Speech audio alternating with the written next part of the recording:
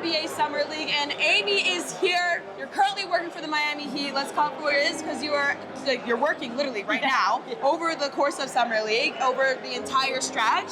So we're lucky to have you back on Swish. We miss you. I miss you guys. Let's talk some WNBA, because I'm guessing you still love the dub. Like, you still love it. Absolutely, and it just seems like every year it just continues to generate more excitement. Obviously, the Canadian game, which was incredible, but the product on the court, the players, the competitiveness, the storylines. Yeah, I love it. Well, we miss you on Swish, so let's dive right on in. Aaliyah Boston, come on.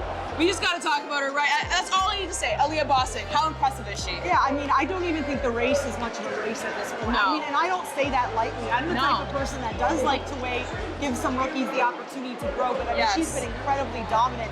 And I think when you come as the #1 pick, there's a pressure, obviously, inherited with that. And you always wonder about the speed, the size, the strength, and how that translates immediately, literally from college, a couple months into the WNBA. She's been incredible. Oh, absolutely. I mean, so I think exactly what you said, the rookie campaign is all but a lock at this point. Her name's already coming up in the MVP conversation.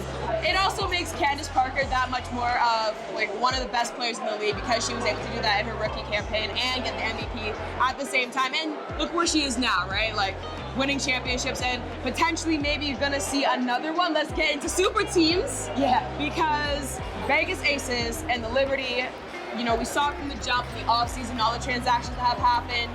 You know, we gotta talk about it. Do you think this is gonna be a super team finals? Well, Vegas, I have to say, absolutely. Them and all their 93 points plus per game that they're scoring, they've been incredible to watch. They play the right way, they're well coached, they're just a fun organization. On the other side, it's hard to go against New York because of their roster, right? Yeah. Of course, Stewie, Sloot, John Fell, I mean, they're so loaded up. Exactly. But then it depends the seeding and the matchups towards the end, because I think Connecticut and Washington are going to have something to say about making a push. If I had to say right now, you got to go with the top 2 teams, because New York, 3-point cheating is so important. They're leading the league in percentage and total makes. So, I mean, they're scoring also at a high level. Yeah. But this is going to be, as we like to say all the time, I think the last month or so of the regular season is going to be pretty intriguing. In the East, there's another team that sticks out to me in terms of dark horse. But before I get into my team, I want to hear, which team do you have as your dark horse team? Yeah, I mean, for me, it's really hard to not pick, and I don't like to consider them dark horse because I think they could be contender also. Connecticut. We talk about it seems like to your point, super teams and everybody else. Connecticut's Stephanie White has come in and done a great job. But I think that there are these players, first of all, AT was the biggest all-time snub. Yes. Averaging close to a triple-double, so there's the chip. I mean, you've got a bunch of players that Connecticut's always that organization that's right there. Yeah. And so is that the final push through? So I'm excited for them. But if we're saying like actual dark horse, Dallas. You know what I'm going to say. You want that wings? I want to see Enrique and Satu, and I love watching them. But really, they're great. I mean, so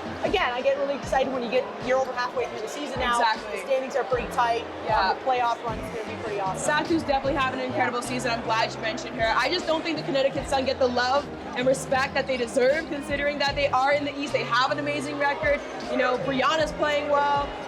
Duana Bonner's playing well. Well, they lead the league in steals per game. So I think when a team is really gritty, they just we know that, right? Exactly. So I dark horse, no, because it wouldn't surprise me. But part of me is cheering for them, because you want them to have the opportunity to get that championship. Okay, I love that. Well, listen, you are absolutely incredible. Thank you so much for taking the time to do this for Swish, and you know, we're just so proud of you for everything that you're doing with the Miami Heat, calling games, making it all the way to the finals run, coming back, doing Summer League. You're doing the most, and we absolutely love it. Keep killing it, Amy. We miss you. No, I miss you guys, so it's so great to see you and everybody else on Swish.